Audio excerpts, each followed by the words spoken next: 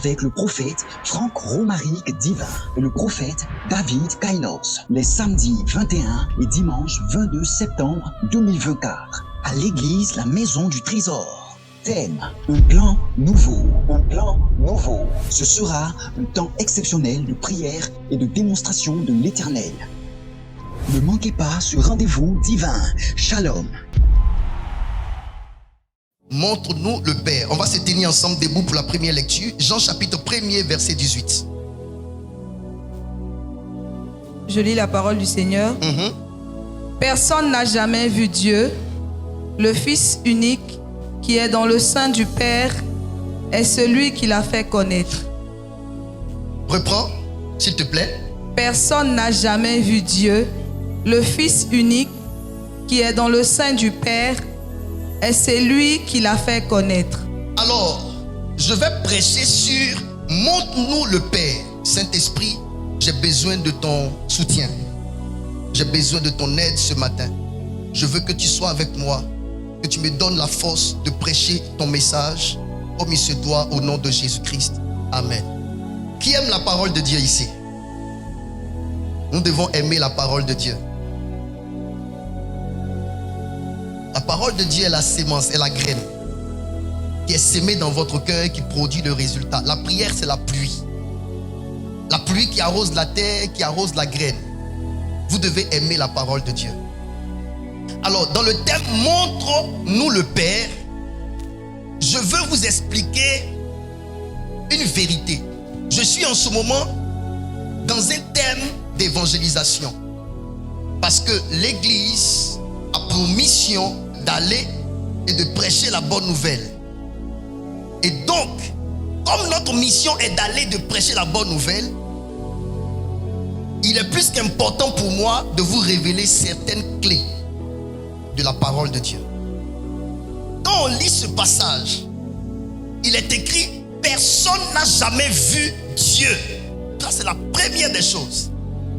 Personne n'a jamais vu Dieu. Le premier verbe ici, c'est le verbe voir. Personne n'a jamais vu, voir. Maintenant, la Bible dit, le Fils unique qui est dans le sein du Père est celui qui l'a fait connaître. Il y a un problème. À la vérité, en mon sens, quand on dit personne n'a jamais vu Dieu, on doit dire celui qui est sorti du sein du Père est celui qui est venu le faire voir. D'accord? Suivez-moi très bien. Montre-nous le Père. Personne n'a jamais vu Dieu. Mais le Fils unique qui est sorti du sein du Père est celui qui nous l'a fait connaître. Au lieu de nous dire nous l'a fait voir, on nous dit nous l'a fait connaître. Ça veut dire quoi? Pourquoi connaître? Parce qu'on voit Dieu quand on le connaît. Première vérité que je veux que tu retiennes. Personne n'a jamais vu Dieu. Mais Jésus qui est sorti du sein du Père est celui qui nous l'a fait connaître.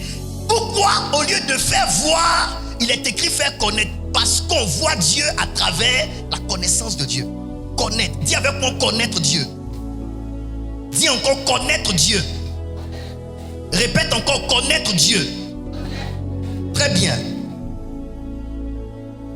Voir Dieu est égal à le connaître. Première vérité. Dans la parole de Dieu, je vous ai prêché ici en parlant de Jérémie. Dieu dit avant que je t'eusse formé, parce que c'est Dieu qui forme l'enfant dans le sein de sa mère. Avant que je t'eusse formé dans le sein de ta mère, je te connaissais. Et on a vu la profondeur de ces thèmes, connaître. C'est-à-dire j'ai pris soin de toi. Je t'ai éduqué, je t'ai étudié, je t'ai embelli, j'ai investi en toi. Et lorsque Dieu crée l'homme sous deux angles, à travers deux canaux, sous deux phases. Il y a la partie créée et la partie formée. La Bible dit Dieu créa l'homme à son image. Et un autre verset dit Dieu forma l'homme. Créer l'homme à son image, c'est la partie immatérielle de l'homme. Donc l'homme en tant qu'esprit. l'image de Dieu. Dieu lui-même étant esprit, s'il crée à son image, donc il crée l'homme esprit. Vous me comprenez bien? Maintenant, Dieu forme l'homme. Le verbe former, ça veut dire que Dieu a donné une forme physique à l'homme. C'est pourquoi l'homme est esprit et corps. Vous comprenez? Maintenant, suivez-moi très bien. J'avais ici expliqué que lorsque Dieu a créé l'homme et a formé l'homme qu'on appelle Adam, qui était dans le jardin d'Éden, avait quelque chose. Cette chose-là s'appelle la lumière. Dis avec moi lumière. Jean le chapitre 1er nous dit: en la parole était la vie, et la vie était la lumière des hommes. Quand on parle de lumière, on parle aussi de connaissance. Celui qui ne connaît pas n'a pas de lumière. Vous comprenez? Suivez très bien ce que j'explique. Quand on parle de lumière, on ne parle pas seulement de cet effet que vous voyez physiquement là, mais on parle aussi de connaissance.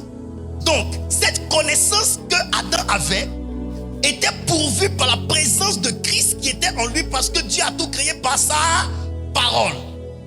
Alors que la parole de Dieu, c'est qui? C'est Christ qui est la parole de Dieu. Alors que la Bible dit, en cette parole était la vie. Donc, la vie qu'Adam avait, c'est ça qu'on appelle la vie Zoé. Cette vie-là est une vie qui domine la mort.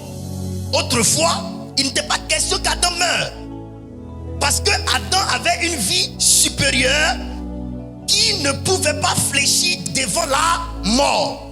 Quand vous avez Christ qui est la vie en vous, vous dominez la mort. Et cette vie était en même temps la lumière des hommes. C'est pourquoi, quand Dieu envoie les animaux, qui a instruit Adam pour qu'Adam sache que cet animal-là est un rat, l'autre est un éléphant, celui-ci est un lion. C'est cette connaissance qu'il avait. On appelle ça la connaissance spirituelle. Ceux qui ont déjà lu le livre de Rick Joyner vont voir dans le livre de Rick Joyner que l'ange instruit Rick Joyner sur la connaissance, l'intelligence spirituelle. Cette intelligence spirituelle qui nous permet de connaître les choses telles qu'elles sont. Vous me comprenez? Suivez-moi très bien. Suivez-moi très bien. Tout ce que Adam a fait était la conséquence logique de l'intelligence spirituelle qui était en lui, fournie par cette lumière qu'il avait en lui.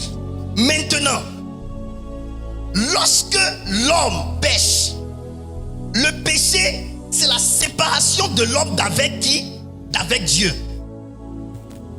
Quand l'homme pêche, cette vie de Dieu là, quitte l'homme. Ça quitte l'homme, et la vie qui reste à l'homme est une vie naturelle qui se soumet à la mort. Vous comprenez? Qui se soumet à la mort. Après le péché de Adam, souvenez-vous que Dieu a dit que si vous mangez le fruit de l'arbre de la connaissance du bien et du mal, vous mourrez. Mais quand Adam mange, Adam ne meurt pas tout de suite. La mort dont il était question était cette mort spirituelle. Donc, s'il y a eu la mort spirituelle, c'est parce qu'il y avait la vie spirituelle. Cette vie spirituelle-là, c'est ça qu'on appelle la vie Zoé. La vie Zoé-là, c'est la vie de Christ dans l'homme. Et cette vie Zoé-là ne peut être dans la vie d'un homme que si l'homme reprend contact avec son Créateur. Donc, à partir du moment où l'homme a été séparé de Dieu, cette vie Zoé-là n'est plus en l'homme. Et donc, dans cette vie, il y avait la lumière des hommes. Cette lumière-là aussi quitte l'homme. Donc, on parle de ténèbres. Quand on parle de ténèbres, on parle également d'ignorance. Quand on parle d'ignorance, on parle aussi de manque de connaissance. Donc, après le péché de l'homme, l'homme a perdu la connaissance spirituelle qu'il avait. De sorte à ce que l'homme ne peut plus voir les choses comme elles sont en réalité. C'est pourquoi la Bible dit: personne n'a jamais vu Dieu. Personne. Mais Jésus, le Fils unique du Dieu vivant, sorti du sein du Père, est celui qui est venu nous le faire connaître. Au lieu de nous dire voir, on dit connaître. Pourquoi connaître? Parce que c'est ce que l'homme a perdu qu'il est venu restaurer. L'homme a cessé de voir Dieu parce qu'il a cessé de connaître. Et donc pour revoir Dieu, il faut restaurer la connaissance. C'est pourquoi Jésus vient nous faire connaître Dieu. En nous faisant connaître Dieu, il nous fait naître en Dieu. C'est pourquoi on parle de la nouvelle naissance. Je vais vous expliquer pourquoi je dis tout ça. Cette intelligence spirituelle que nous avons perdue. Je vais vous expliquer. Romains chapitre 12. Je lis la parole du Seigneur. Je vous exhorte donc, frères, par les compassions de Dieu, à offrir vos corps comme un sacrifice vivant, saint, agréable à Dieu, ce qui sera de votre part un culte raisonnable. Ne vous conformez pas au siècle présent. Ne vous conformez pas au siècle présent. Dans conformer, il y a former. Oui, vas-y. Mais soyez transformés. Mais soyez transformés. Attends ma fille, on va aller doucement. Je veux que ce peuple-là comprenne. Les gens ne sont pas des chrétiens forts parce qu'ils ne connaissent pas Dieu. Et nous les hommes de Dieu, on doit arrêter de faire du show dans nos prédications. On doit vraiment enseigner pour que les gens comprennent, parce que nous sommes en train de préparer l'église à l'avènement qu'on appelle l'enlèvement de l'église. Jésus revient bientôt. Ce n'est pas un slogan, c'est la vérité. Et quand vous regardez la façon dont le monde est en train de se détériorer, vous savez que Jésus est en train de venir. Et j'aimerais parler ici à tous les intellectuels et à tous les enfants de Dieu qui sont ici. Ne vous amusez pas avec cette histoire de Dieu. Ne pensez pas que cette histoire de Dieu est une question de parce qu'on est en ville, donc il faut appartenir à une église, c'est la mode. Ce n'est pas une question de mode, c'est la vie. Ce monde-là va se détruire. Ce monde-là va s'arrêter. Ce monde-là va finir. Bientôt, ce monde-là va finir. Donald Trump, qui était politicien, mais spirituel, qui dit souvent certaines paroles, qui attire l'attention du monde entier, a dit dernièrement, la 3e guerre mondiale est proche et ça arrive. Quand on parle de 3e guerre mondiale, on pense que c'est de l'amusement. Ça arrive. Le président Macron, c'est un homme qui ne cache pas les vérités de son monde. Quand il y a eu coronavirus, il a fait une sortie. Il dit, la bête arrive, la bête approche. Il a employé des thèmes qui se trouvent dans Apocalypse. Et je vous dis la vérité, cette guerre qu'il y a entre l'OTAN et la Russie est prévue par la parole de Dieu. Et bientôt, on parle de la guerre entre la Palestine et Israël.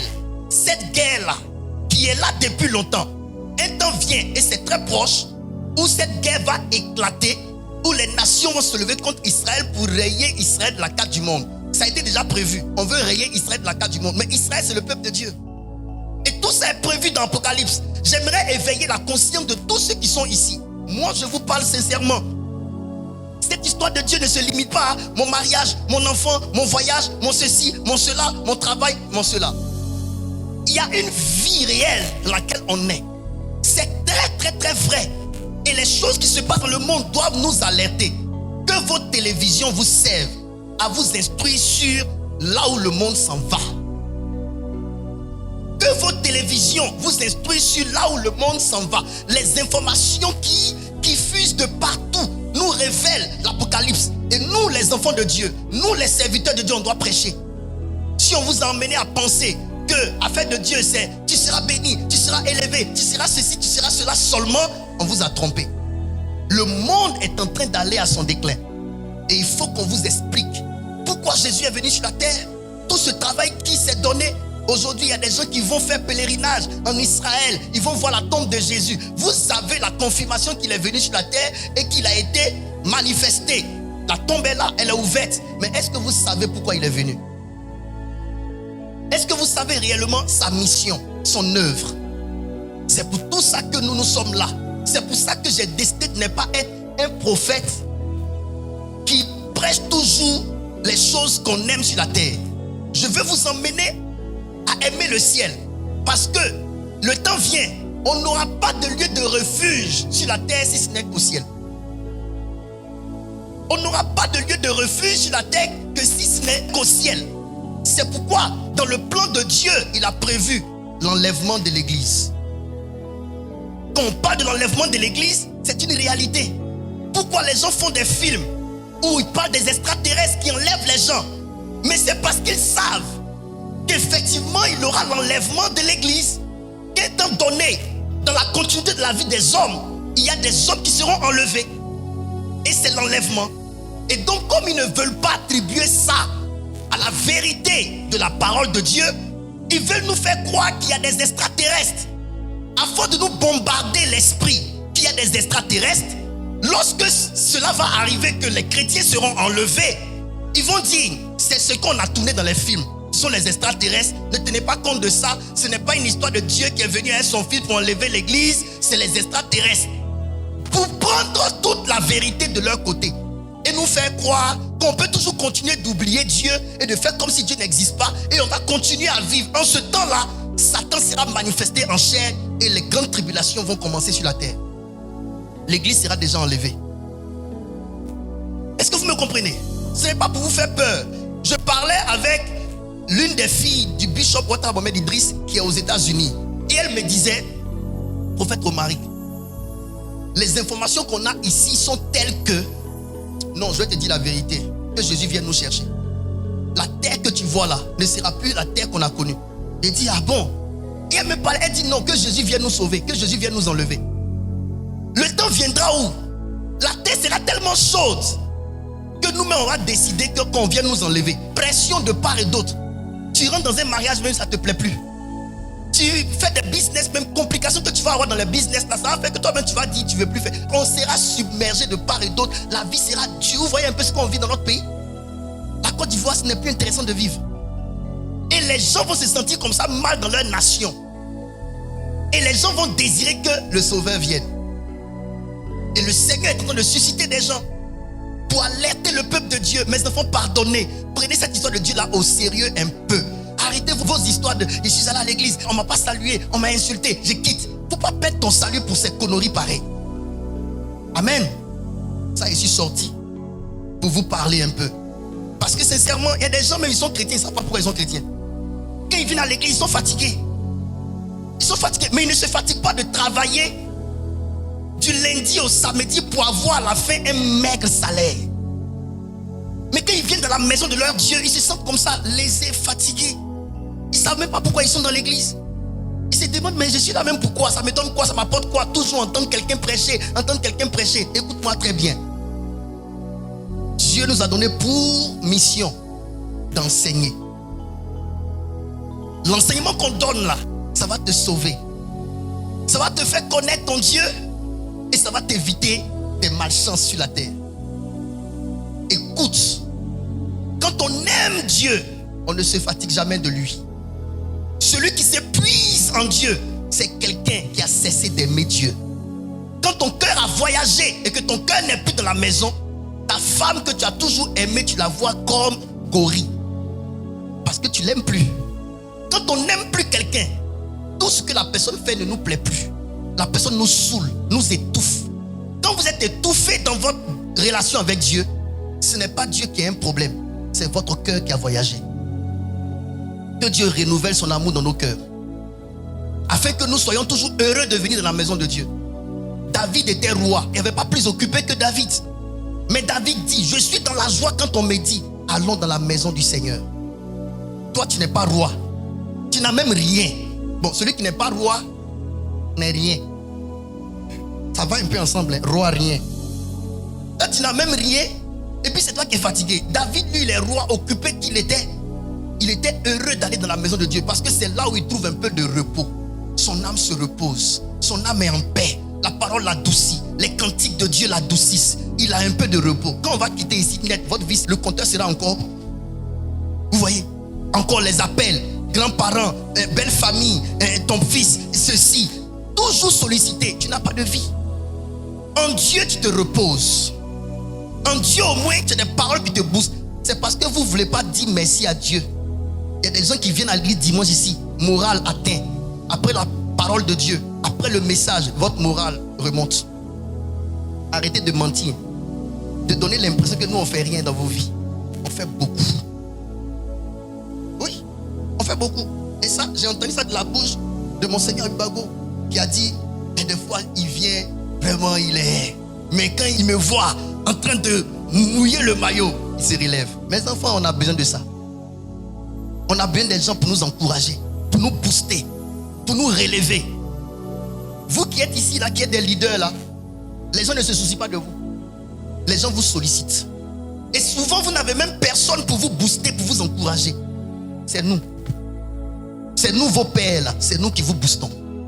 C'est nous qui vous donnons la force de vous relever. C'est nous qui vous encourageons avec la parole de Dieu. Alors que souvent, nous-mêmes, on n'a personne pour nous soutenir. Alléluia. Vous allez comprendre dans ce texte de Romains 12. Je veux que ma fille, tu relises la partie verset 2. Écoutez très bien, aiguisez votre intelligence. Je vais vous expliquer, vous allez comprendre. Ne vous conformez pas au siècle présent, mais soyez transformés par le renouvellement de l'intelligence. Attends. Pourquoi on parle de transformation? Si on parle de transformation, c'est qu'il y a eu quoi auparavant?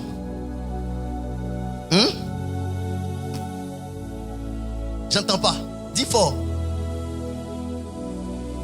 Si on nous demande d'être transformé, c'est qu'on a été comment? On a été déformé. Merci. Ou bien on a subi une malformation. Très bien. Écoutez-moi bien. Écoutez-moi bien. Je vais vous dire que l'homme, ce n'est pas le corps humain. L'homme, c'est la pensée. C'est pourquoi dans Proverbe, la Bible dit tel il pense, tel il est. Vous êtes votre pensée. Et quand on parle de pensée, on parle de votre intelligence. La pensée qu'émet quelqu'un révèle le niveau d'intelligence de la personne. D'accord? Votre façon de penser révèle si vous êtes intelligent ou pas. Quand tu vois quelqu'un développer, quand on parle de développer, vous comprenez, hein? Développer, parler, c'est-à-dire que articuler, faire sortir sa pensée à travers une phrase, à travers un parler. Tu vois sa façon de penser, tu sais qu'il n'est pas intelligent. Et des gens, tu vois leur façon de penser, tu sais qu'il est intelligent. Tu vois, il parle, tu sens qu'il est intelligent. Il parle, tu vois sa pensée. La parole, c'est la pensée exprimée. La parole, c'est la pensée exprimée. D'accord? Donc quand quelqu'un parle, la personne te dit, vois ma façon de penser. Suivez-moi bien.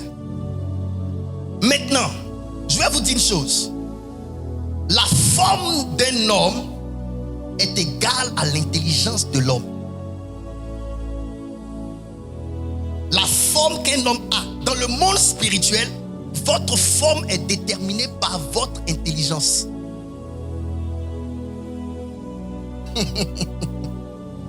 Oui. Président Accré, tu n'as jamais vu quelqu'un, grand détail, bien bâti. Son physique est impressionnant, mais quand il développe, tu dis, tu vois, sa vraie forme n'est pas la forme physique. Sa vraie forme, c'est la forme de sa pensée. Écoutez, je vous explique. La forme d'un homme dépend de sa pensée. Vous comprenez? Donc la forme qu'avait Adam dans le jardin d'Éden provenait de la lumière, la connaissance qu'il avait. Il y a un passage biblique qui dit: la création attend-elle avec un ardent désir la révélation, dans d'autres versions, la manifestation des fils de Dieu. Je vous explique ce passage. À la vérité, l'histoire de la Bible explique que lorsque les animaux et tout a été créé, les animaux savaient qu'ils venaient de quelqu'un. Vous comprenez? Ils savaient qu'ils venaient de Dieu. Seulement, ils n'avaient pas encore vu de leurs yeux Dieu. Et ils aspiraient, ils soupiraient après cette idée de voir Dieu. Je vous parle doucement. Et quand ils ont vu Adam dans le jardin d'Éden, c'est la première première fois que les animaux venaient de voir Dieu physiquement. Vous comprenez? Et ce qui faisait qu'ils voyaient en Adam Dieu manifesté en chair, c'était le Fils de Dieu qui était en lui, l'identité de Fils. En la parole était la vie était la lumière des hommes. Et cette parole-là, c'est Christ qui était en lui, en Adam. Et quand Adam a péché, qu'il a perdu la vie Zoé, Christ, il est devenu un pécheur. Il a perdu l'identité du Fils qui faisait qu'à travers lui, on voyait Dieu. Et c'est pourquoi, quand on parle de la création, on parle de tout ce qui a été créé. Ils aspirent, ils soupirent après la manifestation des fils. Ils ne disent pas des hommes, mais des fils de Dieu. Pourquoi? Parce que c'est ce que nous avons perdu. Je ne sais pas si vous comprenez. Donc aujourd'hui, le monde n'a pas besoin d'hommes. Non, le monde a besoin de fils de Dieu. D'hommes ayant retrouvé leur identité de fils de Dieu. C'est ça que le monde veut. Bien, allons-y doucement. La Bible dit, soyez transformés. Ça veut dire que nous avons perdu notre forme initiale. Maintenant, pourquoi avons-nous perdu notre forme initiale? Suivons le passage. Le passage dit, soyez transformés par le renouvellement de votre intelligence. Donc, la transformation est la conséquence logique du renouvellement de l'intelligence. Ça veut dire la malformation ou la déformation a été la conséquence logique de la perte de l'intelligence. Je ne sais pas si vous comprenez. C'est ce que j'ai expliqué depuis le début. Adam était doté d'une intelligence spirituelle. C'est cette intelligence spirituelle qu'il a perdue. Quand il a perdu cette intelligence spirituelle, il a perdu sa forme. Vous voyez? Et donc on dit, pour que Adam, donc l'homme en général, parce qu'on parle d'Adam, c'est nous tous. Puisque nous tous, nous étions dans ses reins. C'est le premier homme sur terre. Nous sommes la postérité de Adam. Donc je parle de tous les hommes. Nous avons perdu notre forme initiale parce que notre intelligence a connu un problème. Donc pour être transformé, vous comprenez? Pour être transformé, on n'a pas besoin de créer une opération sur le corps humain. On n'a pas besoin de faire un travail sur le corps physique. Pour être transformé, ce n'est pas une question de prendre une pommade pour que de noir que tu es, tu sois clair. Ça ne te transforme pas. Camarade, écoutez-moi bien. Si tu as moins d'intelligence ici et que tu es noir, même si tu prends pommade pour devenir clair, ça ne change pas ta façon de... Parce que pommade n'affecte pas l'intelligence.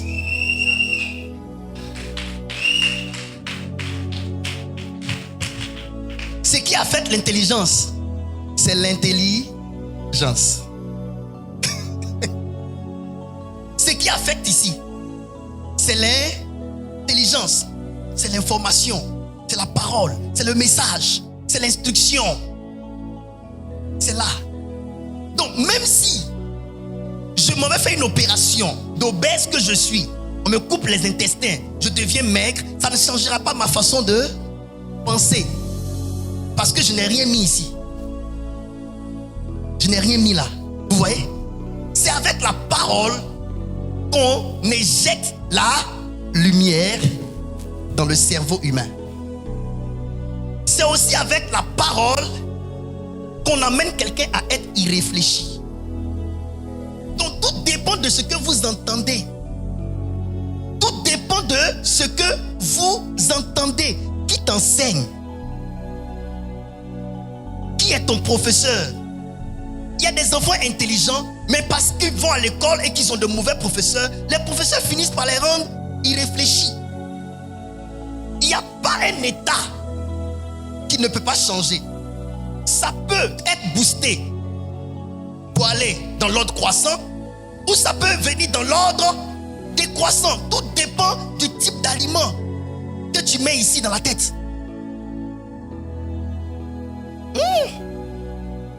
La forme que ton foyer a n'est pas déterminée par l'homme ou la femme. La forme de ton foyer est déterminée par les intelligences dans le foyer. La forme de ton entreprise est déterminée par les intelligences dans l'entreprise. La forme de ton église est déterminée par les intelligences dans l'église. C'est pourquoi Dieu dit, soyez transformés. Mais je pose la question à Dieu. Tu dis soyez transformés. Mais comment je fais pour être transformé? Il dit attends. Soyez transformés par le renouvellement de votre intelligence. Donc, celui qui veut être transformé, qui veut changer de forme, qui veut avoir une bonne forme, il doit faire quoi?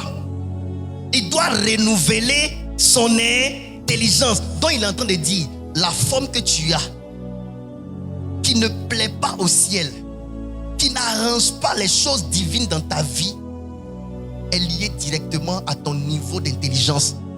Les Baoulés disent à Siang Lele, tu n'es pas intelligent. Papa, foyer ne va pas bien, mon mari et moi. Il y a des femmes, c'est juste un petit conseil qui a changé tout dans leur foyer. Un petit conseil. On leur a donné un petit conseil, elles ont appliqué et puis c'est fini. Mais elles sont allées chez les prophètes, aller chercher miracle, payer de l'argent, chercher des miracles. Dites-moi, comportement est égal à quoi?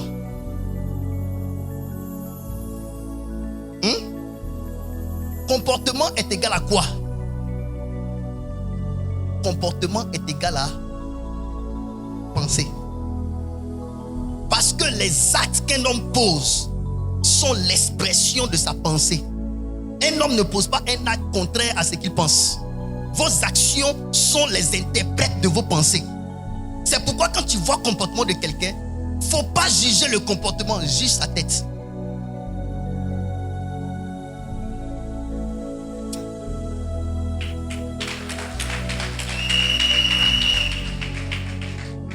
Et je vous dis, si on change la tête, on change le corps. C'est pourquoi Jésus dit il est la tête de l'église. C'est la tête qui conduit le corps. Donc, ce que votre vie est, c'est ce que votre tête est. En réalité, c'est vrai. C'est pourquoi le Seigneur vise ici, là, transformer tout ton être. Pour que tu sois transformé, il faut que ça passe par le renouvellement de ton intelligence. Il est en train de dire ton intelligence a un problème. Donc, ne te plains pas de quelqu'un autour de toi par rapport à la forme que tu as, à la forme de tes finances, à la forme de ta vie, à la forme de... Plains-toi de ton intelligence. Il y a des ténèbres ici.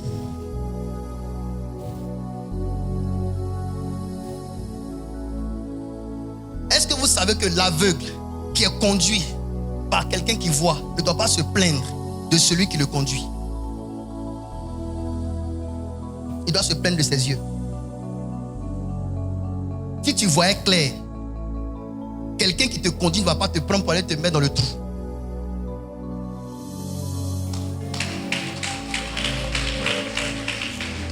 Je ne sais pas si vous comprenez. Bon, le problème avec nous, on aime accuser les autres. Non, Dieu te dit ici, la forme qu'un homme a dépend de ce qu'il a ici.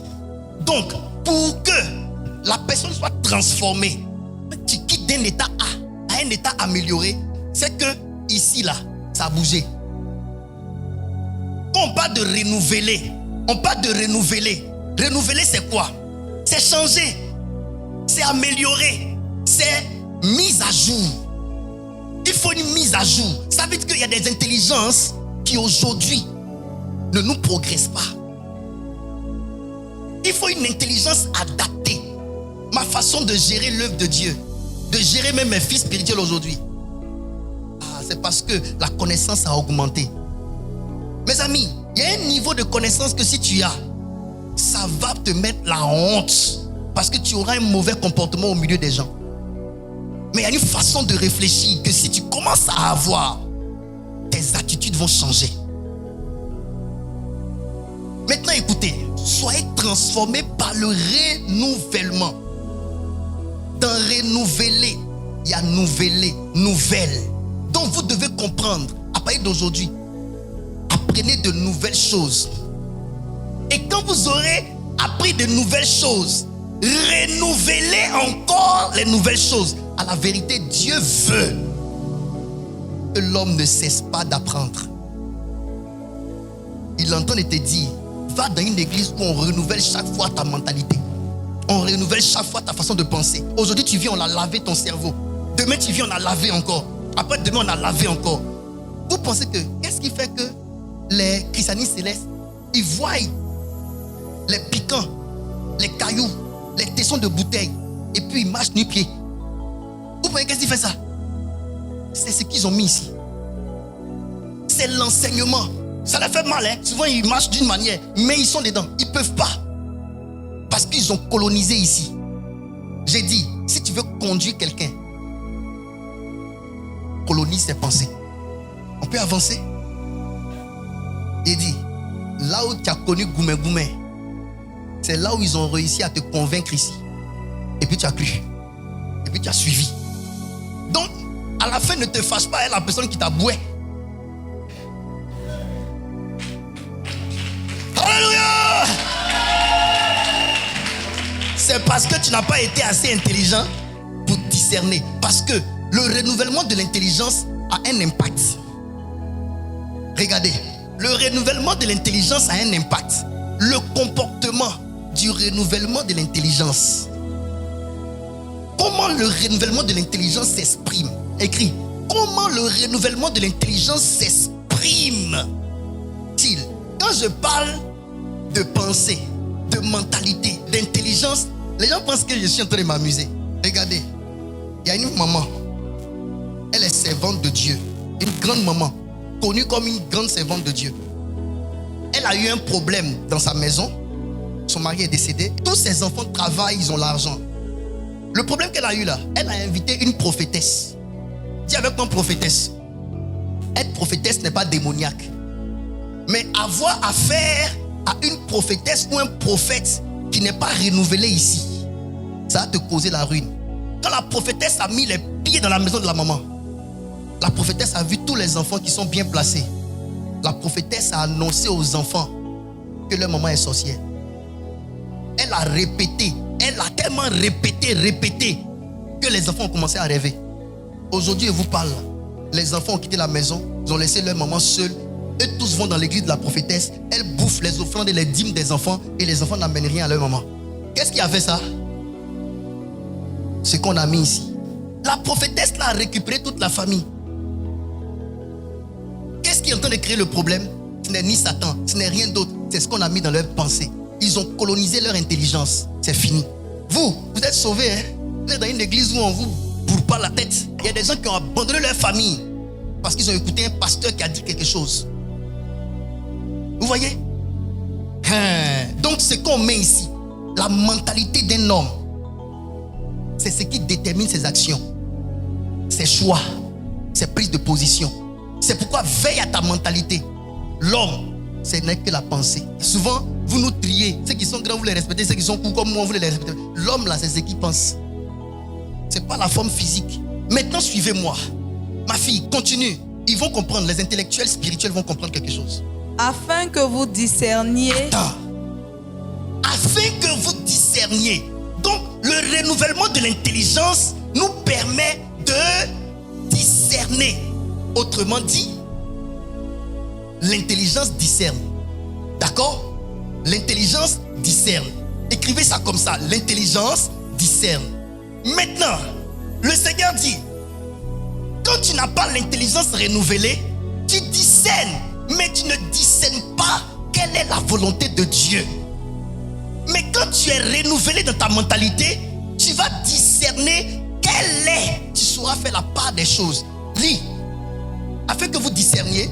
Afin que vous discerniez quelle est la volonté de Dieu, ce qui est bon, agréable et parfait. Très bien. Cela voudrait dire Une intelligence qui n'est pas renouvelée discerne, mais n'arrive pas à discerner la volonté de Dieu.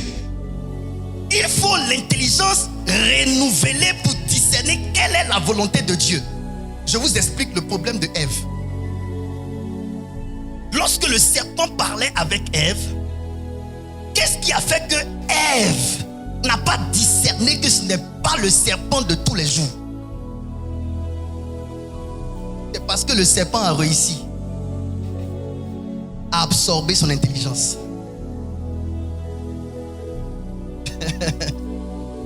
Est-ce que vous savez que Ève avait l'habitude de parler avec le serpent? Oui, tous les animaux. Adam et sa femme avaient la gestion des animaux. Ils avaient l'habitude d'échanger avec les animaux. Mais ce jour-là, pourquoi elle n'a pas discerné que le serpent n'était pas le serpent d'autrefois et que le serpent était habité? C'est l'envoûtement. C'est l'envoûtement. Quand le diable a commencé à parler avec elle, il a envoûté. L'envoûtement te fait voir un miroir sur la route. Quand vous roulez là, vous ne voyez pas gens comme un miroir. On appelle ça un mirage. Tu as l'impression que c'est un miroir. Pour c'est de l'eau. Alors que c'est un mirage. C'est ça. Le serpent a envoûté Ève. Quand le serpent l'a envoûté, Ève n'avait plus l'intelligence de Dieu. Elle réfléchissait à l'image du serpent. Elle allait dans le sang du serpent. Elle allait dans le sang du serpent. Tu sais quoi? Quand une personne est doublée d'un mauvais esprit et que la personne est en train de te donner une information, fais attention. L'envoûtement vient quand tu crois. C'est parce que Ève a cru au serpent qu'elle a été envoûtée. Si elle ne croyait pas en ce que le serpent lui disait et qu'elle ripostait, le diable allait se révéler à travers le serpent finalement. Il y a un verbe, un mot, on dit crédule. Ne soyez pas crédule. Crédule, c'est quoi? Quelqu'un qui croit à tout. Faites attention. Les gens qui croient à tout. Aujourd'hui, on vient te dire, ton frère là, il est comme si, tu crois. Demain, on dit, il n'est pas comme ça, tu crois. Quand tu es crédule, tu es insensé.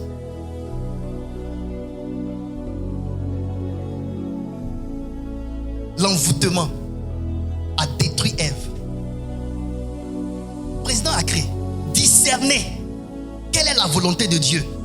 Est-ce que Ève a discerné la volonté de Dieu quand le serpent lui parlait? Elle n'a pas discerné. Cela voudrait dire que le problème de Ève, c'était quoi? Un problème au niveau de son intelligence. Et c'est pourquoi beaucoup ont des problèmes aujourd'hui. Je vais vous parler du discernement. Qu'est-ce que Adam avait autrefois? Adam, étant maintenu dans sa relation avec Dieu, avait l'intelligence spirituelle qui lui donnait le pouvoir de discerner. C'est pourquoi, quand il regardait un animal, il connaissait le caractère spirituel de l'animal et il connaissait en même temps l'identité qui va avec l'animal. C'est ça l'intelligence. L'intelligence renouvelée nous donne droit au discernement de la volonté de Dieu. Donc, la volonté de Dieu était que Adam nomme cet animal-là agouti. La volonté de Dieu était que Adam nomme cet animal-là lion. Quand il est devant, cette intelligence spirituelle qu'il a lui permet de discerner que la volonté de Dieu, c'est que cet animal s'appelle lion. C'est pourquoi, autant il a appelé lion, lion, agneau, agneau, dans le ciel en Apocalypse, on appelle Jésus le lion de la tribu de Juda et l'agneau de Dieu. Ce qu'il a dit sur la terre ici a été même validé au ciel. Pourquoi? Parce que ça venait du ciel. Bien qu'ayant chuté après, le nom lion est resté, le nom agneau est resté, parce que ça venait de la volonté de Dieu. Qu'est-ce qui nous donne de discerner la volonté de Dieu? C'est le renouvellement de notre intelligence. Pourquoi vous vous trompez souvent? Quand vous vous trompez dans votre discernement, vous n'arrivez pas à voir dans l'homme le démon ou bien dans l'homme l'ange. C'est parce que votre intelligence a un problème. Quelqu'un vient de la part de Dieu pour te sauver. Toi, tu veux le transformer en ton mari ou bien en ta femme. Parce que tu n'arrives pas à discerner la volonté de Dieu qui est dedans. Et quand la personne, sachant venir de Dieu pour une mission bien définie, ne veut pas entrer dans ça avec toi, tu gâtes son nom après. Tu lui donnes le nom de démon, alors qu'il est venu jouer le rôle d'ange, que toi tu as voulu prendre comme ta chose. C'est pourquoi la Bible dit, les enseignements que donne Paul, que les gens ne comprennent pas, ils tordent le sens. Quand tu ne sais pas la volonté de Dieu pour toi par rapport à quelqu'un qui vient vers toi, tu vas vouloir faire de la personne ce que la personne n'est pas censée être dans ta vie.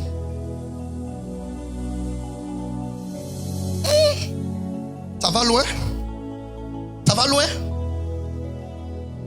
Laisse-moi être ton père spirituel. Laisse le frère être ton frère. Laisse la soeur être ta soeur. Dans cette position-là, elle peut mieux t'aider. Dans cette position-là, il peut mieux jouer le rôle de Dieu dans ta vie. Mais dans une autre position, la personne joue le rôle du diable. Quelqu'un peut être un bon ami pour toi, mais pas un bon époux. Le renouvellement de l'intelligence te permet de discerner la volonté de Dieu cachée derrière une rencontre que tu fais. La volonté de Dieu cachée derrière un homme de Dieu que tu as rencontré. La volonté de Dieu, dis avec moi, la volonté de Dieu par le discernement à travers le renouvellement de l'intelligence. Ça veut dire, tu ne pourras pas discerner quelle est la volonté de Dieu si tu n'as pas été renouvelé dans ta mentalité, dans ton intelligence. C'est pourquoi pour que vous sachiez discerner, il faut que l'intelligence vous soit donnée, l'intelligence de Dieu, qu'on renouvelle votre façon de penser, qu'on vous donne de penser comme Dieu pense. Ainsi, vous pourriez discerner la volonté de Dieu. Maintenant, pourquoi j'ai pris ce passage? J'explique. J'ai pris ce passage pour vous dire ce que Adam a perdu et qui a changé la forme spirituelle de Adam était qu'il avait perdu son intelligence spirituelle. D'accord? D'accord? C'est parce que Adam a perdu son intelligence spirituelle qu'il avait que sa forme aussi a changé.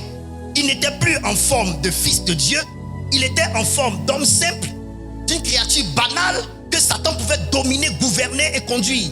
Il a perdu sa forme de fils de Dieu, dominateur, gérant du jardin, gérant des biens de la terre.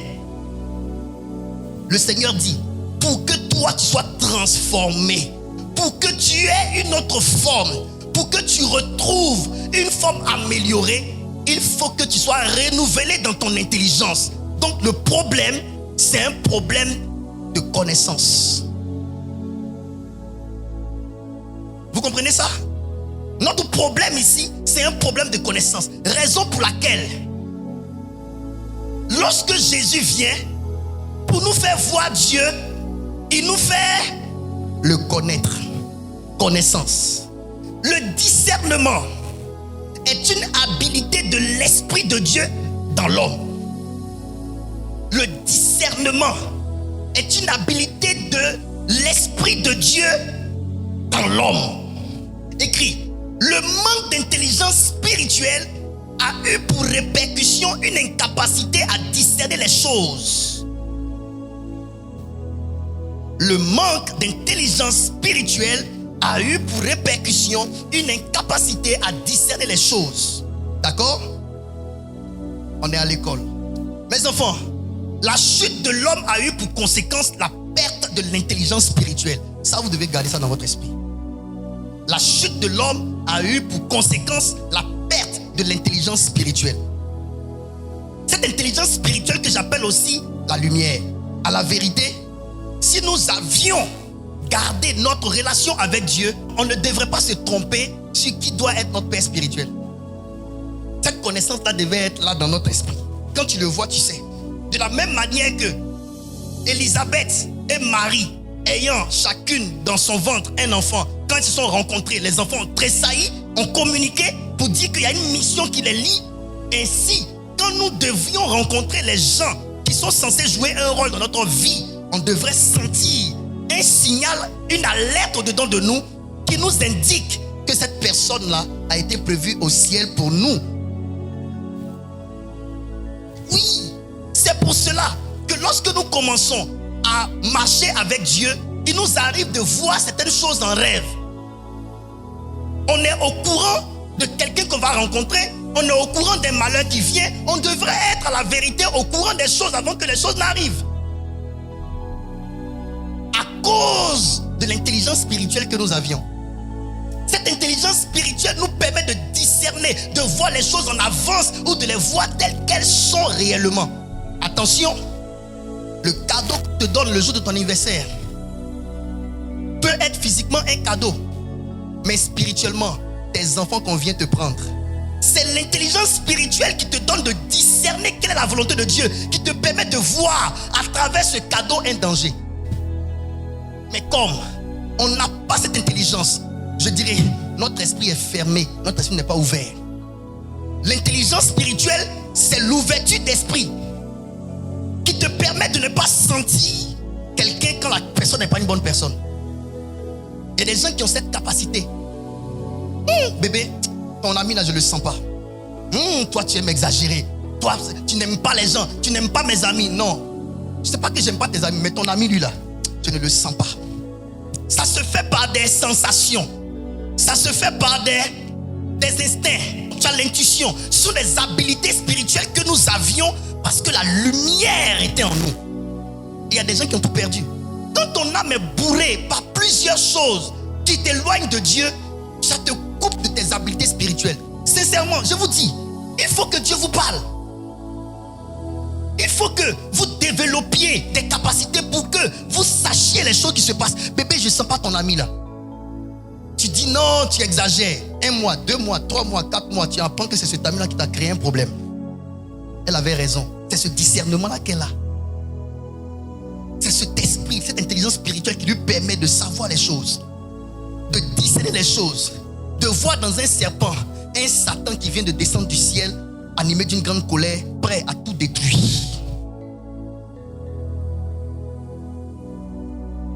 Vous comprenez? Le discernement que te donne l'intelligence renouvelée te permet de franchir l'homme et de voir l'intention. Tu dis quoi? Le discernement que te donne le renouvellement de l'intelligence te permet de franchir l'homme et de voir son intention. Quelqu'un vient, je vais faire affaire avec toi. La Bible dit, telle voie paraît droite aux yeux de l'homme, mais son issue c'est là. Le discernement te permet de voir l'issue. Pas la voie, mais l'issue. Pas la voie droite. Telle voie paraît droite. Tu n'es pas dans le paraît. Tu es dans l'issue. Tu n'es pas dans, hey, je viens de rencontrer un gars, il sent bon, grand détail, agbolant, mignon. Le discernement te permet de voir l'issue, la finalité de la relation. Ça ne te permet pas de voir à l'entrée.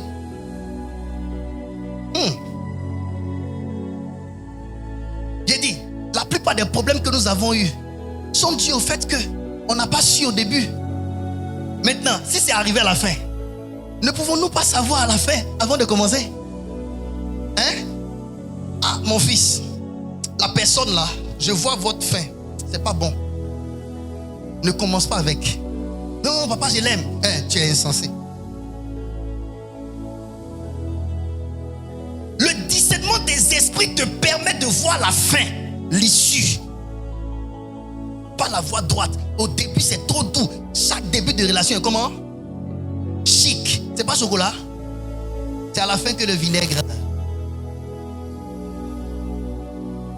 Quand même tu désobéis à ton père spirituel. Viens à l'église, tu ne viens plus. Pareil, ton cœur est enceinte. Bien. Tu fais ce que tu veux. Bien. À la fin, dis à quelqu'un, on ne pleure pas. Hein? Camarade, quand on freine, ça ne veut pas dire qu'on a toujours peur. Ça ne veut pas dire qu'on a toujours peur. Ça veut dire qu'on a vu le futur, c'est sombre. Retournons-nous. C'est pas bon. Le discernement des esprits te permet de faire ça. Comment l'homme peut-il connaître Dieu s'il n'arrive pas à discerner quelle est la volonté de Dieu? Comment? Comment on peut connaître Dieu si on n'arrive pas à discerner quelle est sa volonté? Parce que Dieu est dans sa volonté. Hein? Comment on peut le connaître si on n'arrive pas à discerner sa volonté? Vous voyez cette histoire de discernement, de renouvellement de l'intelligence? Vous voyez que ça va loin? Parce que Dieu ne se trouve que dans sa volonté. Un homme, c'est sa volonté. Maintenant, Dieu est dans sa volonté. Bon, tu n'arrives pas à discerner quelle est la volonté de Dieu. Comment tu peux faire la volonté de Dieu? Donc, vous devez savoir, être dans un endroit où votre intelligence est renouvelée, c'est un atout pour vous. Parce que ça vous permet de discerner quelle est la volonté de Dieu pour vous. Et c'est ainsi, en discernant la volonté de Dieu, que vous serez en phase avec Dieu. Donc souvent, je tape sur certains de mes enfants, ils ne comprennent pas parce qu'ils ne comprennent pas la volonté de Dieu. C'est moi qui connais, c'est moi qui vois. J'ai dit, ce que tu fais là, comportement tu fais. Non, est-ce que c'est un mauvais comportement? Est-ce que ça c'est un mauvais comportement? Mais moi, il t'a dit c'est un mauvais comportement.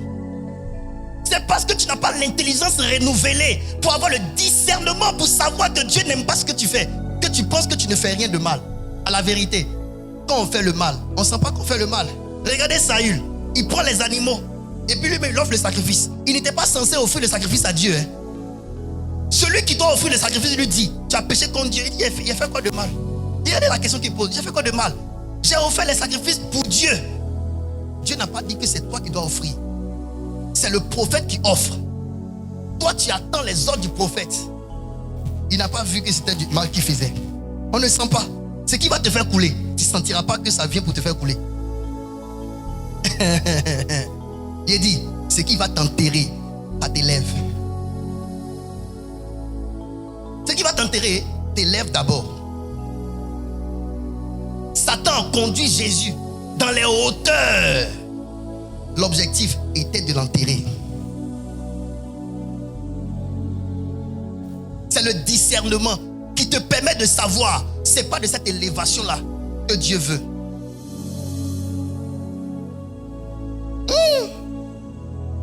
Faisons attention. Aujourd'hui, on parle de Whoopi. Président, qu'est-ce qui va faire qu'un homme va aller s'accroupir comme une femme? Et puis on est derrière lui. C'est parce qu'on lui a montré la gloire. On lui a promis l'élévation. Mais ce qui va faire couler ton derrière là, on te montre que c'est du miel. Tu n'as pas l'intelligence renouvelée. Pour savoir que ton derrière va couler. Donc il y a d'autres même qui s'en vont s'asseoir sur Internet vous dit, tant qu'il y a ouverture, il donne. Tu es fou. Tant qu'il y a ouverture, je donne. Mes enfants, s'il y a quelqu'un parmi vous qui fait ça, viens me voir. On va te délivrer. Ouais, c'est pas bon esprit. Hey, il y a des gens qui sont habillés en costume, mais ils donnent leur derrière. Vous, mes filles, là, vous voulez vous marier. Tous vos maris sont devenus oubliés. D'abord, même là, les femmes sont beaucoup que les garçons. Mes filles vont faire comment pour se marier? Les gens qui doivent vous marier, ta bague est là-bas, oh. Ta bague est accroupie là-bas. Oh. Toi, tu es ici, tu pries, Seigneur, mon mari. Il porte couche. Dieu ne peut pas te dire, parce que tu n'as pas l'intelligence renouvelée.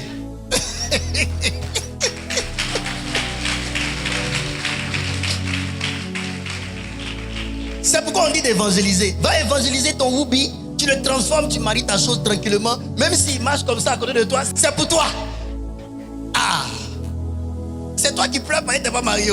Va chercher ton Whoopi, tu vas le transformer. Ah! Tu vomis en haut, tu vomis en bas. Ah! Non. Et quelle vie ça? On peut continuer? Yes.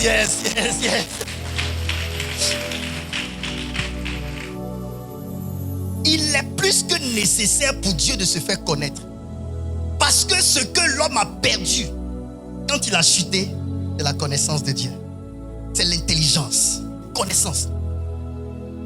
Osée 4, verset 6 nous dit, mon peuple périt parce qu'il lui manque quoi?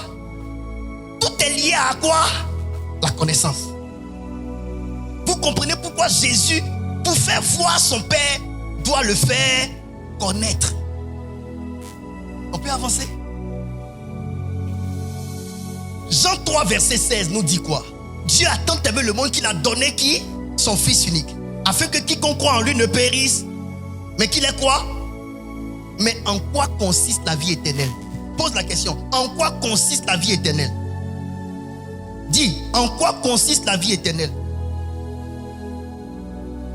Dieu qui aime ses enfants, qui voit le monde pécheur, qui veut le sauver, il dit, Il veut donner la vie éternelle à ses enfants par le moyen du sacrifice de Jésus, n'est-ce pas?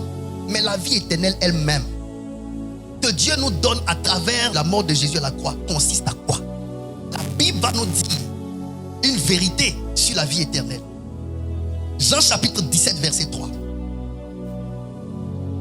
Or, la vie éternelle, c'est qu'ils te connaissent, toi, le seul vrai Dieu, et celui que tu as envoyé, Jésus-Christ. La vie éternelle consiste à quoi?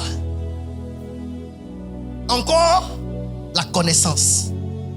Vous voyez, on parle de la vie éternelle. Beaucoup de personnes pensent que quand on parle de vie éternelle, ils lient ça directement à la vie après la mort, n'est-ce pas? N'est-ce pas?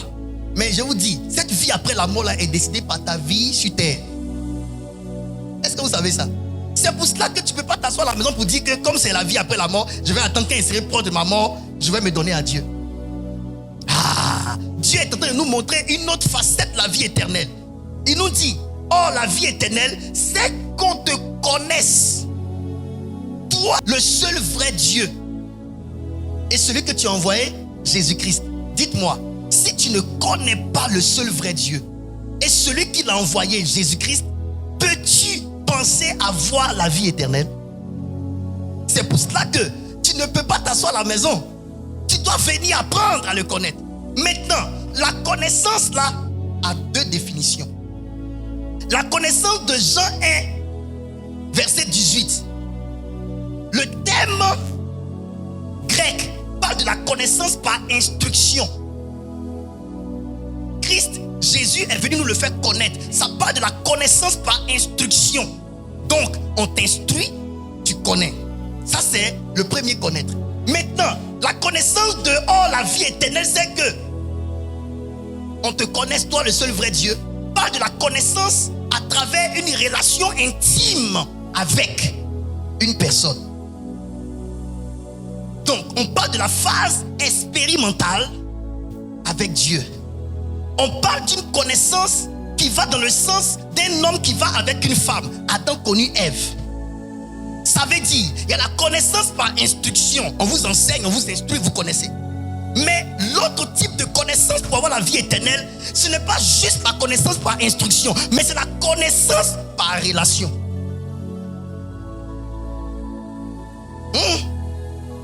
C'est pourquoi ce n'est pas sûr que le théologien parte au ciel. Parce que le théologien connaît Dieu par enseignement, par instruction. Mais il ne connaît pas forcément Dieu par relation. On va à l'école théologique. Tous les théologiens ne sont pas chrétiens. Vous imaginez?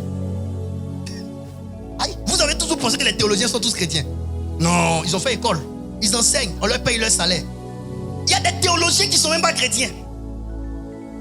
Mais ils enseignent la Bible. Ils parlent de Jésus. C'est une histoire. Toi qui aimes Dieu, tu prends pour avoir une relation avec Dieu. Mais lui-même qui enseigne Dieu là, il ne le connaît pas. Pourquoi? Parce qu'il n'a pas accepté. Il n'a pas accepté de mener une vie avec lui, d'être en relation avec lui, de le pratiquer, de le vivre. Dites-moi, qui ici, plus ou moins, avant d'être vraiment un chrétien engagé, parce que tu sais, quand tu étais chrétien de nom, et puis quand tu es devenu chrétien de vie, il y a deux, c'est différent. Quand tu as accepté Dieu de tout ton cœur et puis tu l'as laissé rentrer dans ta vie, il y a ce type de chrétien là. Il y a le chrétien, il va à l'église comme ça, chrétien libre, mais il n'a pas de relation intime avec Dieu. Il n'y a pas de vie de prière, il n'y a pas de crainte de Dieu, il n'y a pas de jeûne, il n'y a pas d'engagement avec Dieu, il n'y a pas ça. C'est deux types de chrétiens.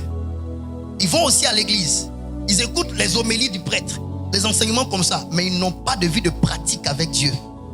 Parce qu'ils n'ont pas encore laissé Dieu rentrer dans leur cœur. C'est à eux, Jésus dit, je frappe à la porte, si tu entends que tu ouvres, j'entrerai. Il est chrétien, il vient à l'église, mais n'a pas encore ouvert son cœur. Il vient à l'église, mais sa vie du monde est toujours vécue.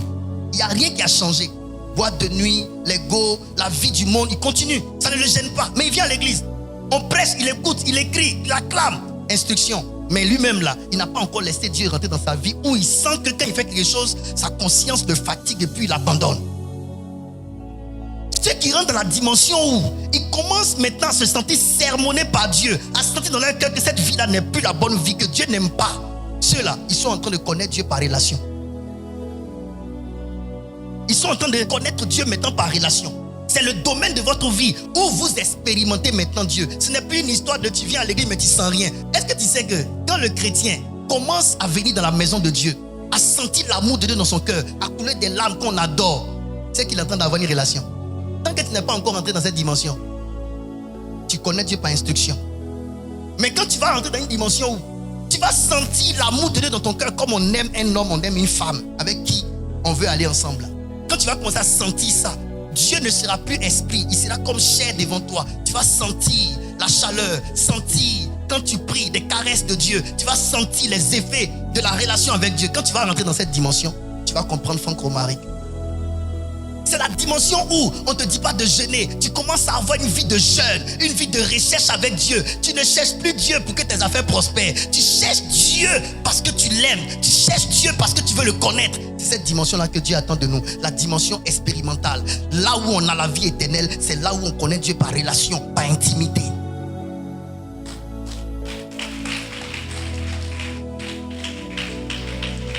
Oui, c'est en ce moment-là que plus personne ne peut te détourner de Dieu. Difficile pour le diable de te prendre et de t'emmener dans le monde. Parce que tu as commencé à t'accrocher à Dieu. Les choses de la terre ne te font plus trop effet. Tu commences à aimer Dieu et tu commences à aimer le ciel. Un chrétien qui n'aime pas le ciel, qui quand on parle de la mort, aller au ciel, il a mal parce qu'il aime la terre, il n'est pas encore chrétien. Il n'est pas encore chrétien. Il y a des gens quand on dit Jésus revient, il est mélangé. Parce qu'il n'a pas encore tout eu sur terre. Il n'est pas encore chrétien. Quand on aime Dieu, on veut le voir. Quand tu rentres dans la dimension de la connaissance par relation, c'est une dimension où tu ne veux plus que Dieu soit esprit. Tu veux que Dieu soit chair. Tu veux le voir avec tes yeux. C'est là où l'homme qu'on appelle Moïse dit à Dieu, je veux voir ta gloire. Gloire dont il parle là, il voulait le voir. C'est une dimension où plus tu le cherches, plus tu as envie de le chercher. Plus tu le cherches, plus tu as envie de lui. Plus tu le cherches, plus tu as envie de lui. Il devient ton ami intime, il devient ton papa chéri, il devient ton mari, il devient ta femme, il devient tout pour toi. C'est dans cette dimension qu'on a la vie éternelle. La première connaissance c'est pour la tête. La deuxième connaissance c'est pour le cœur. La première connaissance, tu viens à l'église, on enseigne, c'est pour ta tête. Mais la deuxième connaissance, c'est pour ton cœur, ton âme. Ton âme est dedans. Tu aimes Dieu. Tu as envie de le voir. Tu le cherches. Tu le pries. Quand on vient dans la maison de Dieu, quand on commence à adorer, tu es déjà inspiré. Tu es déjà inspiré à prier, à chercher Dieu, à mener des batailles toi-même avec Dieu. Tu l'aimes. Ton cœur est dans ce que tu fais. On partait à l'école. On apprenait des matières qu'on n'aimait pas forcément. Et des gens là, ils avaient de la haine pour l'anglais. D'autres là, c'est allemand. Moi, je n'aimais pas allemand. Quand mon professeur, quand il prêche le Deutsch, j'ai dit voilà. Je suis assis, j'écris tout ce qu'il dit, mais je ne suis pas content. Donc, apprendre et écrire ne veut pas dire qu'on aime forcément. Oui. C'est qu'ils te connaissent. Ça veut dire c'est qu'ils sont en relation avec toi. C'est qu'ils s'unissent à toi. C'est qu'ils soient une épouse et toi tu deviens l'époux. C'est qu'ils soient tes femmes. C'est qu'ils soient tes épouses. Je suis l'épouse de Christ, là où je suis arrêté. Je l'aime, mes larmes peuvent couler dans sa présence. Je peux me mettre à genoux pendant 1 heure en train de prier. Prier avec le seul sujet, mais demeurer toujours en train de prier. Prier. Le péché ne peut pas m'éloigner de lui. Non. Non, non, non, non, non, non. Non, non, non, non, non, non. Le péché me montre combien de fois il est amour, il est tendre et qu'il peut me laver, il peut me sanctifier. Quand on dit tu as fait ça, je me mets à genoux devant lui. C'est toi qui m'as créé. C'est ça la relation. C'est dans cette dimension que Dieu veut aller avec nous. Et dans l'église, il y a très peu de personnes qui atteignent cette dimension. Il est facile d'atteindre la dimension de connaître Dieu par instruction. Tu es là, tu prends ton cahier, tu écris, c'est facile. Tu ne suis même pas, tu écris des petites choses ou bien tu joues même avec ton cahier. Tu peux le faire. Ton cœur même n'est pas dedans, mais tu es assis. Ça, ce n'est pas instruction.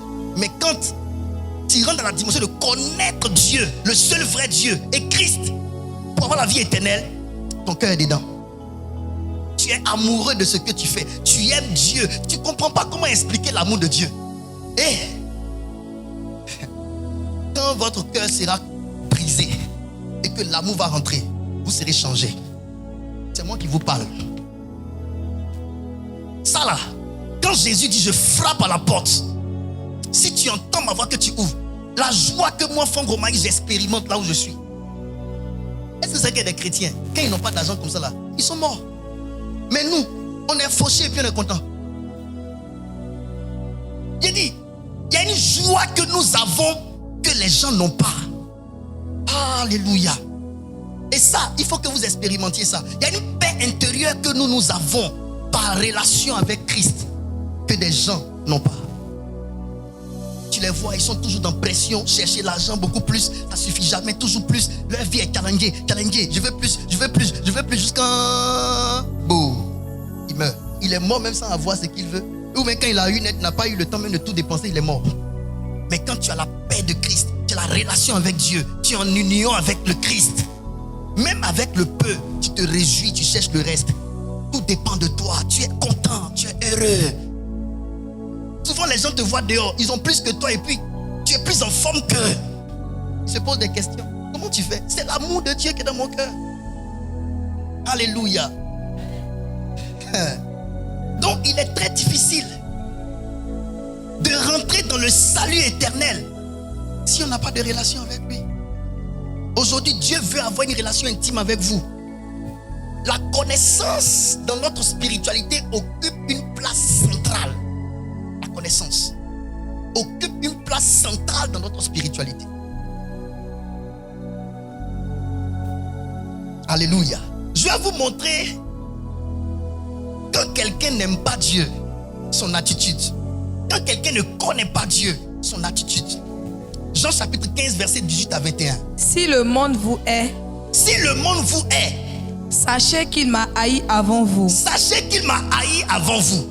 Si vous étiez du monde, si vous étiez du monde, le monde aimerait ce qui est à lui. Le monde aimerait ce qui est à lui. Mais parce que vous n'êtes pas du monde, et que je vous ai choisi du milieu du monde, à cause de cela, le monde vous hait. Souvenez-vous de la parole que je vous ai dite. Le serviteur n'est pas plus grand que son maître. S'ils m'ont persécuté, ils vous persécuteront aussi. S'ils ont gardé ma parole, ils garderont aussi la vôtre. Mais ils vous feront toutes ces choses à cause de mon nom, parce qu'ils ne connaissent pas celui qui m'a envoyé. Vous voyez? Parce qu'ils ne connaissent pas celui qui m'a envoyé, parce qu'ils n'aiment pas celui qui m'a envoyé, parce qu'ils ne connaissent pas celui qui m'a envoyé, ils vont vous maltraiter, ils vont vous persécuter, ils vont vous haïr. Quand quelqu'un n'aime pas Dieu, quand quelqu'un ne connaît pas Dieu, Jésus dit, parce qu'ils ne connaissent pas son Père, ils vont vous persécuter. Donc ne vous étonnez pas. Si dans votre famille, les gens disent qu'ils sont religieux, ils vont dans des églises, et puis vous persécutent dans votre foi, ils ne connaissent pas Dieu. Vous comprenez ça? Si les gens disent qu'ils sont chrétiens, ils vont dans des églises, et puis ils ont de la haine dans leur cœur, pour vous, Jésus dit, ne vous inquiétez pas, c'est parce qu'ils ne connaissent pas mon Père. Donc vous devez savoir, la connaissance de Dieu interfère dans nos actions. Est-ce que vous comprenez? C'est parce qu'ils ne connaissent pas celui qui m'a envoyé qu'ils vont vous faire toutes ces choses. Donc les actions de vous maltraiter, de vous persécuter, de vous haïr, Jésus les lie à quoi? Au manque de connaissance de son Père. La connaissance intervient dans la vie, dans les actions d'un homme. Camarades, je prends un exemple. Monsieur Charles que voici est le PDG de la grande entreprise qui est là, d'accord? Et puis, il s'habille simplement, pas comme un PDG, il vient simplement. Et puis ce monsieur-là s'en va déposer son document pour avoir un poste de DG là, d'accord? Il vient, il le trouve, et puis il le banalise, il lui parle méchamment. Le comportement qu'il a eu envers lui vient de quoi? Du manque de connaissance de sa personne. C'est parce qu'il ne connaît pas qui est devant lui qu'il a cette réaction. Donc à la vérité, les actions des gens sont liées à leur niveau de connaissance. Et Jésus dit, ils vont vous haïr, ils vont vous persécuter. Mais ne vous inquiétez pas. Si vous étiez du monde, ils allaient vous aimer. Mais parce que vous n'êtes pas du monde, que vous êtes de moi, ils vont vous haïr. Mais ils vous feront toutes ces choses parce qu'ils ne connaissent pas mon Père qui m'a envoyé. Vous savez, là où peut aller le manque de connaissance de Dieu, quand quelqu'un ne connaît pas Dieu, la personne peut prendre en haine ceux qui font l'œuvre de Dieu. Donc ne vous inquiétez pas. Quand souvent en tant que chrétien, il y a des gens qui disent être aussi chrétiens, mais ils vous prennent en haine. Celui qui est dit qu'il est chrétien et qui prend son frère en haine n'est pas chrétien. Il a usurpé l'identité du chrétien. Il ne connaît pas Dieu. Philippiens 3, verset 8. Je vais vous dire ce que la connaissance de Dieu peut créer dans la vie d'un homme. Qui veut entendre ça? Qui est là qui veut entendre ça? C'est une vérité que tu dois apprendre. Je vais vous dire ce que la connaissance réelle de Dieu peut avoir comme impact dans la vie d'un homme. Philippiens chapitre 3 verset 8, vas-y. Et même je regarde toutes ces choses comme une perte. Va un peu devant, va un peu en haut, ils vont comprendre un peu. À partir du verset 6. Oui. Quant aux zèles persécuteurs de l'église irréprochable. Quant aux zèles persécuteurs de l'église, c'est-à-dire que l'apôtre Paul est en train de parler de ce qu'il était avant. Il avait du zèle pour persécuter l'église de Christ. Vous voyez, il est en train de parler de son passé. Suivez très bien. L'apôtre Paul est en train de parler de son passé. Vas-y. À l'égard de la justice et de la loi. Mais ces choses qui étaient pour moi des gains. Mais ces choses qui étaient pour moi des gains. Je les ai regardées comme une perte à cause Je les ai regardées comme une perte. Arrête-toi là-bas là. Paul dit, tout ce qu'il faisait avant, il était justifié par lui. Quant aux zèles persécuteurs de l'église irréprochable. Irréprochable. Il était irréprochable. Oui. À l'égard de la justice de la loi. Il était irréprochable à l'égard de la justice de la loi. Ça veut dire, avant, quand il persécutait l'église, il se sentait irréprochable à l'égard de la justice de la loi. Le judaïsme, la loi de son pays, lui donnait le droit de persécuter l'église. Donc il pensait qu'il avait tout le droit de le faire. Paul dit, il était irréprochable parce que même les autorités de l'époque lui donnaient carte blanche pour persécuter l'église. Ils sont justifiés par la loi. Ils sont irréprochables vis-à-vis de la loi. Donc pour eux, ils pensent être dans la vérité. Mais c'est parce qu'ils ne connaissent pas Dieu. Et Paul est en train de dire, je persécutais l'église et je me sentais irréprochable parce que la loi me donnait le droit de le faire. Mais, il a mis un mais. Mais, toutes ces choses qui avaient du prix à mes yeux, je les ai vues comment? Comme une perte. Qu'est-ce qui a fait que c'est qui voyait comme quelque chose de bien, il a vu finalement comme une perte? Il justifie à cause de, vas-y. À cause de Christ. Et même je regarde toutes ces choses comme une perte à cause de l'excellence de la connaissance. Attends. Il regarde toutes ces choses comme une perte à cause de l'excellence de la connaissance de Christ. Donc, qu'est-ce qui faisait que toutes ces choses qu'il a vues comme la perte étaient comme des choses de valeur? C'est parce qu'il n'avait pas la connaissance de Christ. Quand on n'a pas la connaissance de Christ, on fait des choses et on est irréprochable vis-à-vis de la loi. On pense que ces choses-là sont bien. Mais lorsque la connaissance de Christ vient dans notre cœur, on se rend compte que ces choses-là étaient des erreurs. Quand tu n'as pas encore la connaissance de Christ, tu penses que le péché est normal. Mais le jour où l'excellence de la connaissance de Christ va naître dans ton cœur, tu vas te sentir souillé. Tu vas te sentir mal de faire une affaire avec quelqu'un, de t'entendre avec la personne, de faire 50-50 et puis de prendre 70 toi et de mentir à la personne. Quand la connaissance de Christ va naître dans ton cœur, tu vas te rendre compte que venir à l'église et ne pas avertir tes responsables, c'est méchant.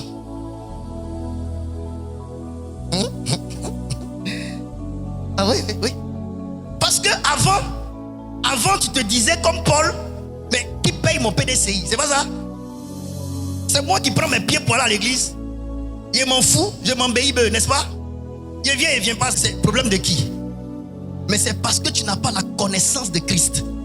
Quand tu vas avoir l'excellence de la connaissance de Christ, tu vas comprendre que Christ a l'esprit de famille. Et que dans l'esprit de famille, je ne peux pas sortir de la maison sans dire à papa ou à maman, maman, je vais ici, si tu ne me vois pas, je suis dans tel endroit. Tu préviens. Tu développes les aptitudes d'un enfant bien éduqué dans une famille. Prévenir, ça fait pas mal. Vous avez votre père spirituel qui prie pour vous, qui jeûne pour vous, qui fait des actions prophétiques pour vous. Juste lui dire, papa, excuse-moi, demain il ne serait pas là. Qu'est-ce qui est aussi compliqué à dire? Je ne vais pas te tuer, je ne vais pas te manger. Je vais te dire, d'accord, il n'y a pas de problème. Il y a des choses que je supporte ici. On ne fait pas ça dans la maison de Dieu. On ne fait pas. Mais j'accepte. Ce sont les choses que je vois comme une perte aujourd'hui. Quand Paul va rencontrer Jésus sur le chemin de Damas, et que le Seigneur va se révéler à lui, et qu'il va aller en Arabie, et qu'il va faire 3 ans sur la montagne pour chercher Dieu, et que Dieu va le prendre, Dieu va l'envoyer dans le 3e ciel, et qu'il va revenir, il va voir les choses ineffables, les choses qu'on ne peut pas expliquer. L'excellence, la connaissance de Christ ayant augmenté dans son cœur, il a commencé à voir toutes ces choses comme de la perte. Tu sais pourquoi aujourd'hui tu peux abandonner Jésus juste à cause des mariages, juste à cause de l'argent? Tu n'as pas la connaissance de Christ. Si tu avais la connaissance de Christ, toutes ces choses de la terre, tu allais les voir comme une perte. Des choses sans valeur qui ne peuvent pas égaler ton âme. Aujourd'hui, 2024, on se rapproche de la fin du monde. Il y a des gens encore qui sont dans les histoires. Depuis vers l'église, il n'a pas encore eu mon enfant. Il quitte l'église. Dieu ne me répond pas. D'accord? Qui t'a dit que dans la Bible, toutes les femmes sont tombées enceintes? Qui vous a dit que dans la Bible, toutes les femmes sont tombées enceintes? Ah, ça c'est une vérité qu'on ne vous dit pas. Toutes les femmes ne sont pas tombées enceintes dans la Bible. Et tout le monde ne s'est pas marié dans la Bible. Donc même si on prêche le mariage, il y a des gens qui ne se marieront pas avant de mourir. D'ailleurs, il y a d'autres même qui sont morts déjà, ils n'ont pas été mariés. Pour ça, tu ne vas pas donner ta vie à Dieu. Mon frère, ma soeur, donne ta vie à Dieu. Que tu sois marié ou pas, au moins tu sauveras ton âme. Lazare n'avait pas de femme. Il était couvert d'ulcères, mais il a été sauvé. Les anges n'ont pas dit, tu ne rentres pas au ciel parce que tu n'es pas venu à une femme. Avec femme ou pas, sois sauvé. Avec enfant ou pas, sois sauvé. Avec l'argent ou pas, sois sauvé. Avec la gloire ou pas, sois sauvé. Avec l'or ou pas, sois sauvé. Oui. L'excellence de la connaissance de Christ nous donne de voir toutes les choses de la terre comme quoi? De la perte. Mes enfants, gardez la tête froide avec ces choses de la terre. C'est du foin. Pardonnez, gardez la tête froide. Habit que tu viens de payer, quand tu portes, tu te sens, tu ne vas pas transpirer dedans. Ils vont laver 2 fois, 1 mois, 3 mois, le tissu a pris un coup. Tout se fane. Aujourd'hui, si tu rentres dans ta maison, tu regardes, tu vas voir quelques petites fissures, des trucs, n'est-ce pas? C'est qu'il n'y a rien sur cette terre qui reste intact jusqu'à la fin. Pardonnez. Même la beauté humaine. La beauté humaine. On devient vieux. Arrivé à ce moment, vous allez voir, les parties de votre corps vont commencer à faire ça. Des moments qui étaient très belles. Aujourd'hui, leur visage est tombé comme ça. Les grands détails, quand ils deviennent vieux, ils se courbent. Jusqu'à leurs petits-enfants les imitent. Il n'y a rien sur la terre que Dieu a créé qui reste intact. C'est la vérité. Nos femmes d'hier qui n'avaient pas d'enfants aujourd'hui ont gros ventre. Tu ne peux pas leur en vouloir. Et leur mari commence à ne plus les aimer. Marie, si toi-même tu portais la grossesse que moi, ta femme, je porte là, ton ventre allait être comme buveur de bandit. Bébé, tu n'as plus le même ventre. Bébé, tu n'as plus le même. Mais tu m'as enceinté 3 fois. Tu veux quoi? 3 gaillards sont sortis de moi. Mon ventre a changé. Tu me dis tu n'es plus comme avant. Mais je fais comment? Fallait me dire que tu veux ventre plat. Elle prend un médicament pour ne jamais tomber enceinte. Non, la chérie de l'autre là, tu vas voir son ventre là. Tu as ouvert. Donc tu passes là-bas. quand tu passes dans le dos. Ah! Alléluia. J'ai compris qu'on souffre beaucoup à cause de ces choses de la terre, juste parce que nous n'avons pas l'excellence de la connaissance de Christ. Dans ces temps qui sont les derniers, je vous dis la vérité, quand tu as la connaissance de Christ, les choses pour lesquelles les gens, vos soeurs, vos frères pêchent pour avoir, vous regardez comme ça et puis vous font pitié. Aujourd'hui, il y a des femmes, on les a déviergées juste à cause de téléphone. Téléphone là, 2 ans, 3 ans après, son temps est passé, un nouveau est sorti. Mon frère, tu es obligé de voler pour te montrer. Quand tu connais Dieu d'une certaine façon, toutes ces choses-là, tu les vois comme de la perte. Regardez l'argent. L'argent, on cherche, on ne finit pas de chercher. Là. Dès que ça tombe dans ta main, tu fais transfert, c'est fini. Tu te retrouves encore en train de chercher. Après encore, tu finis de dépenser, encore en train de chercher. Hey, la vie de l'homme. On dirait qu'on est devenu des zombies, on nous trimballe comme ça. Derrière des choses qui finissent, qu'on cherche, qui finissent, qu'on cherche, qui finissent. Et aujourd'hui, il y a des gens qui n'ont pas de paix en Dieu. Ils viennent à l'église, ils sont malheureux parce qu'ils n'ont pas le téléphone que l'autre a. Parce qu'ils n'ont pas la voiture que l'autre a. Parce qu'ils n'ont pas le mariage que l'autre a. Parce qu'ils n'ont pas... Je vais vous donner un conseil. N'enviez personne. Vous m'avez compris? N'enviez personne. Ce n'est pas tout ce qui brille qui est de l'or. C'est vrai que l'or brille, hein, mais ce n'est pas tout ce qui brille qui est de l'or. Le peu de vie que Dieu t'a donné, que tu as actuellement, bénis Dieu pour ça. Que Dieu te bénisse.